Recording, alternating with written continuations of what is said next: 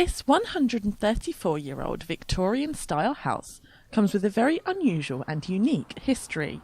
What used to be an old police station and magistrates' court has been renovated into a luxury family home and is on the market for £800,000. I think there's nothing not to like about knowing a bit of history. Yes, it may be a little dark with the prisons, but actually, if you're into that sort of thing, it doesn't really make much effect to the living.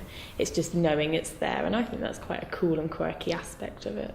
The current owner bought the property in 2012 and feels its history only adds to the appeal of the house. It doesn't bother me at all that there might have been some dark history. I mean, actually, I think that's part of its appeal to me. It's nice to know that this is a place of historic significance, which isn't something you can say for most houses. The best thing about the house for me is that it was a old prison and courthouse. So the features are just incredible. Like the main living room, it sort of gives you space to think. There's so much space here. Or if you want to just isolate yourself and work, I retreat to the cells and lock myself in, and it's quite a creative and inspiring space, I think. But for people interested in the property, is the dark and criminal past too much? It's been on the market for a fair while.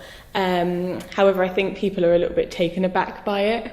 So I think we're just sort of waiting for the right person to come along who can see the features and not be sort of put off by them.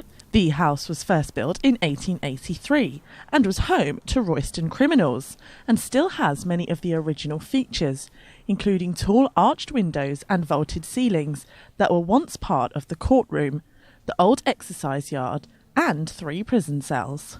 There's so many original features still here that it's a constant reminder that you're in a place that wasn't meant to be a home. It was meant to be a place for prosecuting people, bad people.